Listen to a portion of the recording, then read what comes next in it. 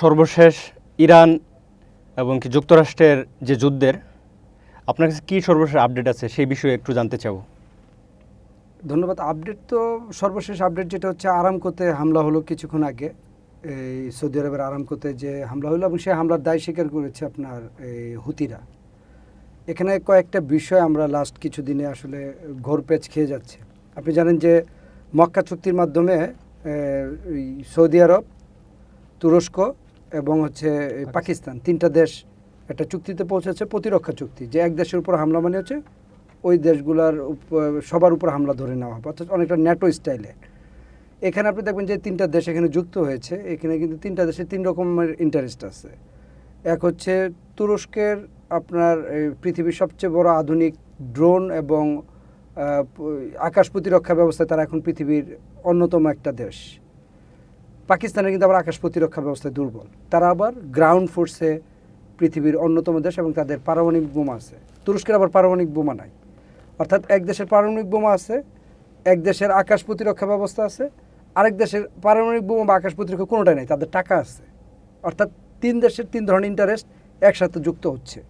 অর্থাৎ তাদের এই যুদ্ধের জন্য যে ধরনের সরঞ্জাম দরকার, একজনের আকাশ প্রতিরক্ষা আছে, একজন গ্রাউন্ড ফোর্স এবং পারমাণবিক আছে, আরেকজনের টাকা আছে। এই তিনটাকে সম্মিলিতভাবে এগিয়ে নেওয়ার জন্য মূলত একটা নতুন জোট গঠন হয়েছে। এটা কিন্তু এই ভয় থেকে, যে ভয়টা কিছুক্ষণ আগে আপনাকে আমি বললাম যে ইয়েমেনের হুতি সেটা দায় স্বীকার করছে, আরামকো পৃথিবীর সবচেয়ে বড় তেল শোধনাগার যেটা সৌদি আরবে অবস্থিত। অর্থাৎ এই যে হামলাগুলো, এটা কিন্তু অনেকে ধরেই নিছে বা আন্তর্জাতিক মহলে একটা আলোচনা আছে যে এটা সৌদি আরবের একটা পরিকল্পিতভাবে, ইরানের একটা পরিকল্পনায় সৌদি আরবের উপর এই হামলাগুলো হচ্ছে। এবং সৌদি আরব কিন্তু এই হামলাতে অনেকটা ক্লান্ত হয়ে গেছে এবং তারা কিন্তু দেখবেন যে তাদের তেল উৎপাদন এখন অনেকটাই স্থবির হয়ে আছে। শুধু সৌদি আরব না, পুরো মধ্যপ্রাচ্যের তেল উৎপাদনই স্থবির হয়ে গেছে হরমুজ প্রণালীর জন্য। এবং এই আরামকোতে হামলা, হরমুজের নিয়ন্ত্রণ, সব কিছু মিলিয়েই যুদ্ধটা কিন্তু একটা এরকম জায়গায় এসে আটকে আছে যে জায়গা থেকে আসলে যে যুদ্ধ বাধাইছে যারা, ডোনাল্ড ট্রাম্প বা ইসরায়েলের তিনটা রাস্তায় আছে। একেবারে ওপেনলি যদি আমরা বলি তাহলে প্রথম রাস্তাটা হচ্ছে এই যুদ্ধটা যে আরব এবং এই ওমান এবং যে ইরানের মধ্যে যে চুক্তিটা হয়েছে, এই চুক্তিটাকে মেনে নিতে পারে আমেরিকা, মানে এই চুক্তি যদি মেনে নেয় তাহলে এই যুদ্ধ শেষ হয়ে যেতে পারে। দ্বিতীয় হচ্ছে এই চুক্তি না মেনে নিয়ে ডোনাল্ড ট্রাম্প যেটা বলছে যে প্রচণ্ড পরিমাণ শক্তিশালী বা ভারী সামরিক হামলা করবে, এটা একটা ওয়ে হইতে পারে যে সামরিক হামলাটা বাড়াই দিতে পারে।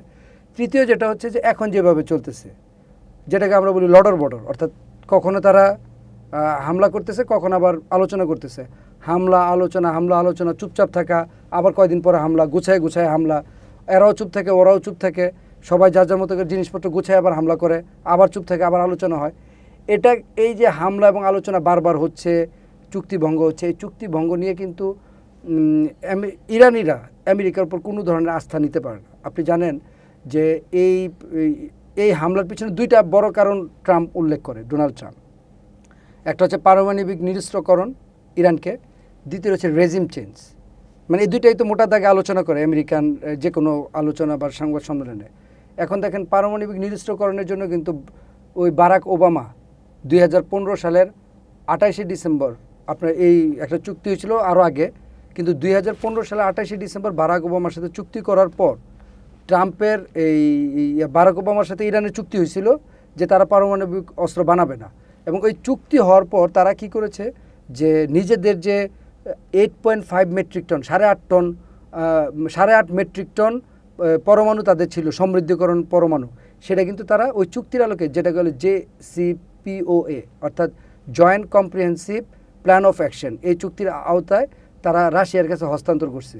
ইরান এতটা বিশ্বস্ত অর্জন করছে যে ঠিক আছে, তোমরা যেহেতু আমাদের সাথে চুক্তি করছো এবং আমাদের সকল নিষেধাজ্ঞা তোমরা তুলে নিছো, আমরা আমাদের কাছে থাকা যে ইয়াগুলো ছিল মোটামুটি অল্প পরিমাণ সমৃদ্ধকরণ এবং মধ্যম পরিমাণ সমৃদ্ধকরণ যে ইউরেনিয়াম ছিল, এগুলো আমরা তোমাদের চুক্তির আলোকে, মানে তোমাদের পরামর্শে আমরা রাশিয়ার কাছে দিয়ে দিছি। এবং তারা কিন্তু জাহাজে করে এগুলো রাশিয়া পাঠিয়ে দিছিল। এই যে তারা যে চুক্তিটা মানার পর কী হলো, যেদিন এই ইয়াগুলো তারা রাশিয়া পাঠিয়ে দিল, তার কিছুদিন পরে নির্বাচন হয়েছে আমেরিকার। সেখানে আপনি জানেন যে ডোনাল্ড ট্রাম্প তখন নির্বাচিত হয়ে আসছিল বারাক ওবামার পরে। এবং ডোনাল্ড ট্রাম্প এসেই কিন্তু সে প্রথম যে ইয়া করলো, ওই চুক্তিটা তারা বাতিল করে দিল 2018 সালে, যে না এইসব চুক্তি আমরা মানি না।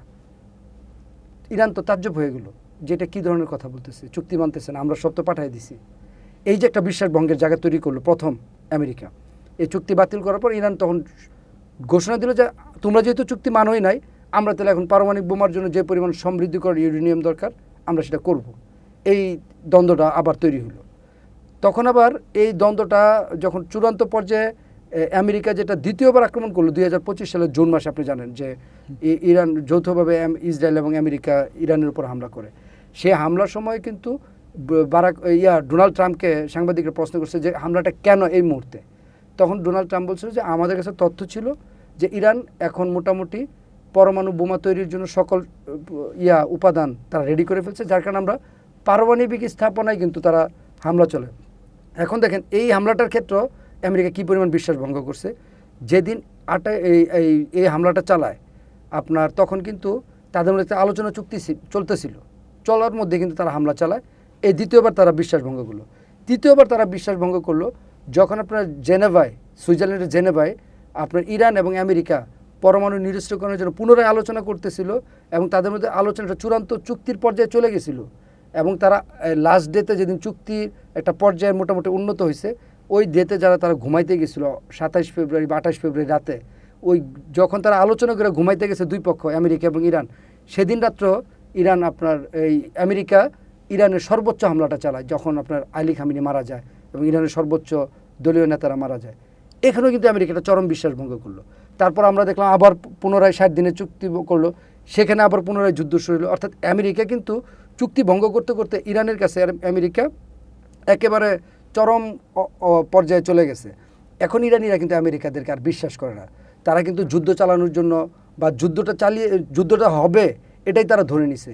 যার কারণে ইরানের যে এখন বর্তমানে মোটামুটি সর্বোচ্চ দায়িত্বের মধ্যে আছে বাগের গালিবাফ, ইরানের যে স্পিকার, সে কিন্তু বলছে এই যে বারবার চুক্তি করতে চায় আবার যুদ্ধ করে, চুক্তি করতে চায় যুদ্ধ করে, এটাকে তারা বলছে তোমার এই ইয়াটার নাম বলছে হচ্ছে থিয়েটার ডিপ্লোমেসি, যে একটা নাটক তারা তৈরি করতেছে। এই থিয়েটার ডিপ্লোমেসি আর ইরান বিশ্বাস করে না।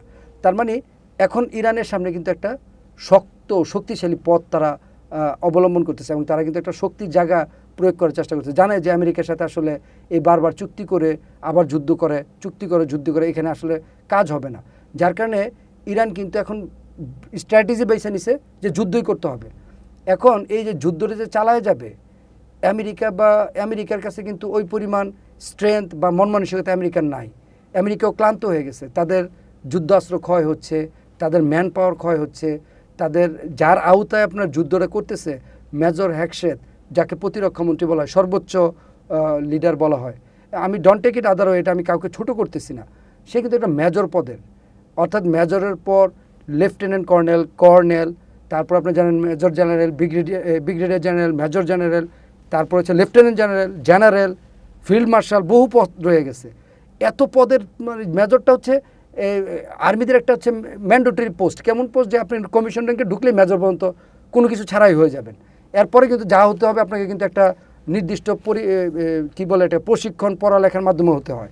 তো এই মেজরের আওতাধীন পুরো আমেরিকার যুদ্ধটা কিন্তু এখন পরিচালনা হচ্ছে। যার কারণে আমেরিকার যে বাহিনী, এদের যে chief of staff Dan Caine, সে কিন্তু এখন আর যুদ্ধ ব্যাপারে আগ্রহ প্রকাশ করছে না এবং সে কিন্তু ডিমোরালাইজ করতেছে এবং সে বারবার তথ্য দিচ্ছে যে আমরা যুদ্ধে আগানো ঠিক হবে না, আমাদের জন্য সামনে বড় বিপর্যয় অপেক্ষা করতেছে।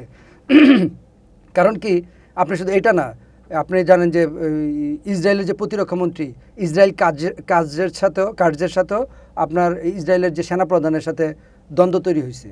যার কারণে এখন কেউই কিন্তু আর যুদ্ধ কন্টিনিউ করতেছে না সেনা বাহিনীর পক্ষ থেকে। কারণ ইরানের কাছে এখন এত অত্যাধুনিক অস্ত্র তাদের কাছে চলে আসছে। বিশেষ করে আপনার এই যে আমরা জানি যে চীনের যে ম্যানপেড মিসাইল এগুলো দেওয়ার পর তারা আরও বেশি ঘাবড়ে গেছে। ম্যানপেড মিসাইলগুলো হচ্ছে খুবই অত্যাধুনিক মিসাইল, যেগুলো আপনার কোনো ঝোপঝাড়ের আড়াল থেকে বা কোনো জায়গায় চুপচাপ বসে থেকে, কোনো জায়গায় পাহাড়ের আড়াল থেকে, গাছের আড়াল থেকে, বিল্ডিংয়ের আড়াল থেকে প্লেন ব্লাস্ট করে ফেলতে পারে। এবং মানুষ তো আপনার এই মিসাইলের একটা বিশেষ বৈশিষ্ট্য হচ্ছে কাছাকাছি গিয়ে সে যদি দিক পরিবর্তন নাও করতে পারে, মানে প্লেনের কাছাকাছি গেলেও কিন্তু প্লেনটার দিক পরিবর্তন করতে চাচ্ছে, ওটা কাছাকাছি গিয়ে ব্লাস্ট হয়ে যাচ্ছে 3-4 মিটার আগে থেকে, তাতে অনেক ক্ষতি করে ফেলতেছে। এই কারণে তারা তো একটা পর্যায়ে ইরানকে দুর্বল করে ফেলছিল প্রথম অ্যাটাকে, কিন্তু পরবর্তীতে কিন্তু তারা এই ইরানের চীনের সহযোগিতা পেয়ে রাশিয়ার পরামর্শ বা রাশিয়ার স্যাটেলাইট, চীনের স্যাটেলাইট ইউজ করে তাদের কিছু ম্যানপেড অস্ত্র পেয়ে কিন্তু তারা এখন পুরোপুরি আবার প্রস্তুতি নিয়ে ফেলছে। সবচেয়ে বড় বিষয় হচ্ছে আপনি ব্লুমবার্গের একটা তথ্য দেখেন, যে তথ্য আমাদেরকে মানে বুঝায় দেয় কেন যুদ্ধ ইরান এত মরিয়া। ব্লুমবার্গের তথ্য প্রকাশ করছে স্যান্ডকমের 5 জন কর্মী তারা নিজেরা করছে। আমরা এই শব্দটা ব্যবহার করবো না, কারণ এই শব্দটা ইউটিউবের একটা ঝামেলা হয়। আপনি বুঝেন তো, নিজে শেষ করে দিচ্ছে। এই যে নিজেকে নিজে শেষ করে দিচ্ছে কেন? কাজের চাপে। স্যান্ডকমের নেটওয়ার্কিংয়ে তারা কাজ করতো এবং কাজের চাপ এত যে ইরান নিয়ে তারা এত বেশি কাজে এঙ্গেজ, তারা ব্যক্তিগত কোনো সময় পাচ্ছে না, যার কারণে 5 জন 1 মাসের মধ্যে 5 জন নিজে হয়ে তার নিজের জীবন শেষ করে দিছে। ঠিক বিপরীতে দেখেন আবার ইরানের যারা পাইলট যারা বিভিন্ন বড় বড় হামলায় করছে, তারা কিন্তু ঘোষণা দিয়ে দেশের জন্য জীবন উৎসর্গ করছে। একটা হচ্ছে কাজের চাপে তারা নিজেরা শেষ হয়ে যাচ্ছে, আর একটা হচ্ছে দেশের জন্য ঘোষণা দিয়ে সে জীবন উৎসর্গ করছে। তার মানে কিন্তু এদের চিন্তার মধ্যে কিন্তু বড় পার্থক্য। একজন হচ্ছে দেশকে রক্ষা করার জন্য তারা সর্বোচ্চ ত্যাগ করতেছে, আরেকজন দেশের কাজ করতে গিয়া হয়রান হয়ে গেছে, তারা ক্লান্ত হয়ে গিয়ে নিজে শেষ করে দিচ্ছে। তার মানে তাদের উদ্দেশ্যটাও কিন্তু দুইজনের দুই ধরনের। এই যে বিষয়গুলো, তার মানে ইরানি জাতিটাকে নিয়ে তাদের একজন মার্কিন কমান্ডার বলছিল যে ইরানের যে জাতিগত একটা স্ট্রেংথ, এটা খুবই শক্তিশালী। তারা যখন আইএস দমনে একসাথে কাজ করছিল এক সময়, আপনি জানেন যে মধ্যপ্রাচ্যে একসময় আইএস পুরোটা নিয়ন্ত্রণ করে ফেলছিল, তখন মার্কিনিরা এবং ইরানি সিয়াপন্থী যারা, তারা আইএস দমনে একসাথে কাজ করছে। তো ওই আইএস দমন করতে গিয়ে যখন ইরানপন্থী যারা বিভিন্ন প্রক্সি বাহিনী, বিশেষ করে কুর্দি বা অন্য যারা হুতি বা হিজবুল্লাহ এই টাইপের যারা প্রক্সি বাহিনীতে কাজ করে, তাদেরকে মার্কিন সামরিক কমান্ডাররা খুব কাছ থেকে দেখছে। এবং একজন সামরিক কমান্ডার নিউ ইয়র্ক টাইমস বা ওয়াশিংটন পোস্টে একটা বড় কলাম লিখছে যে ইরানিরা অত্যন্ত সাহসী, নিজের দেশের রক্ষার্থে তারা জীবন দিতে ভয় পায় না। এই যে একটা কমেন্টস, এটা কিন্তু খুবই শক্তিশালী কমেন্টস, যে একটা যুদ্ধকে আগানোর জন্য যেই ধরনের দরকার, মন মানসিকতা দরকার, সাহস দরকার, এক্ষেত্রে ইরানিরা অনেক বেশি আগানো। তবে এখানে একটা জিনিস আমি বলে রাখি, যে এই যে বিষয় আপনি জানেন গত 2 দিন আগে একটা নির্বাচন হয়েছে মিশিগানে, একটা আপনার নির্বাচনে ডেমোক্রেটপন্থী উনি হচ্ছে আব্দুল আল সাইদ, যে হচ্ছে ডেমোক্রেটপন্থী, ট্রাম্পের বিরোধী এক কথায় শেষ। তাকে হারানোর জন্য $70 মিলিয়ন আইপ্যাক, আপনি জানেন আইপ্যাক হচ্ছে ইসরায়েলি একটা লবি প্রতিষ্ঠান, তাকে হারানোর জন্য $70 মিলিয়ন খরচ করার পরও সে কিন্তু 2 দিন আগে জিতেছে। আপনি জানেন মিশিগান একটা সুইং স্টেট। আপনি জানেন যে আমেরিকার যে স্টেটগুলো, কিছু স্টেট আছে যেগুলো ডেমোক্রেটপন্থী, কিছু স্টেট আছে যেগুলো হচ্ছে আপনার রিপাবলিকানপন্থী। আমরা সহজে বলতে পারি যে আমাদের গোপালগঞ্জ যদি বলি, তাহলে এটা বলতে পারবো আওয়ামীপন্থী জেলা। আবার যদি আপনার সিরাজগঞ্জ ধরেন বা বগুড়া ধরেন, এটা হচ্ছে বিএনপিপন্থী জেলা, এরকম টাইপের। আর কিছু জেলা আছে এগুলো হচ্ছে সুইং বলতে আমাদের দেশে সুইং হচ্ছে ঢাকায় কখন কে কীভাবে জিতবে এটা কিন্তু সহজে বোঝা যায় না। আমাদের সুইং স্টেট হচ্ছে আপনার এই মানিকগঞ্জ, এখানে কে কীভাবে জিতবে স্পষ্ট করে বলা যায় না। বাট গোপালগঞ্জে একেবারে আওয়ামী লীগ জিতে, তারপর হচ্ছে বগুড়াতে বিএনপি জিতে, তারপর সাতক্ষীরায় জামাত জিতে। এগুলি যেমন একটা পন্থী আছে না, ঠিক আমেরিকা এরকম স্টেট আছে। বাট মিশিগান স্টেটটা হচ্ছে সুইং স্টেট, যেটা আসলে কোনো পন্থী জিতে না। এটা হচ্ছে আমেরিকার বিভিন্ন কার্যক্রম, প্রেসিডেন্টদের বিভিন্ন কার্যক্রমের উপর তারা ভোট দিয়ে থাকে। সুইং স্টেটে জেতার অর্থ হচ্ছে একটা বার্তা যে বর্তমান যে প্রেসিডেন্ট আছে তার প্রতি আমরা বিরক্ত, তার তেল গ্যাসে প্রচুর মূল্য বেড়ে গেছে, প্রচুর মূল্যস্ফীতি এখন এই আমেরিকায়, যার কারণে মানুষ বিরক্ত হয়ে এই যে ডেমোক্রেটপন্থী যে সাইদ সাহেবকে তারা ভোট দিয়েছে। তার মানে এটা যখন ইসরায়েলিরা দেখলো যে আইপ্যাক এত কাজ করার পর $70 মিলিয়ন ব্যয় করার পরও ডেমোক্রেটপন্থীরা জয় হয়ে গেছে, তার মানে যুদ্ধ নিয়ে ট্রাম্প একটা বড় বেকায়দায় আছে এবং ট্রাম্প হারার জন্য মোটামুটি একটা প্রস্তুতি নিয়ে ফেলতেছে যে নভেম্বরের যে নির্বাচনে। এখন এটা দেখে আপনি জানেন যে নেতানিয়াহু একটা নতুন স্ট্র্যাটেজি নিচ্ছে আজকে, যেটা চ্যানেল 13 একটা টিভি চ্যানেলে, ইসরায়েলপন্থী একটা টিভি চ্যানেলে তারা একটা দিছে, সাক্ষাৎকার দিছে, যে তারা কিন্তু একটা বলতেছে যে আমেরিকা যদি ইরানের সাথে যুদ্ধ না করে তাহলে আমরা আগামী কিছুদিনের মধ্যে যুদ্ধ প্রস্তুতি নিয়ে ফেলতেছি।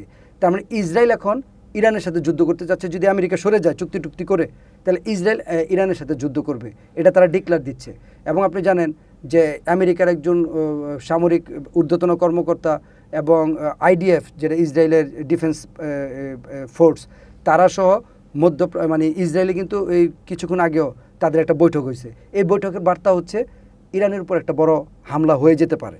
এবং আপনি জানেন যে মধ্যপ্রাচ্যের যেসব জায়গায় ইরান ক্ষতিগ্রস্ত করছিল আমেরিকাকে, সেই সব জায়গায় যে অস্ত্রগুলো বেঁচে ছিল, যে অস্ত্রগুলো সুরক্ষিত ছিল, সেগুলো সব কিন্তু তারা আপনার ইসরায়েলে সরায় নিচ্ছে। এবং ইসরায়েলে আপনার রিফুয়েলিং বিমানগুলা কয়েক দফে তারা নিয়ে আসছে। এগুলো হচ্ছে একটা বড় আক্রমণের পূর্ব প্রস্তুতি।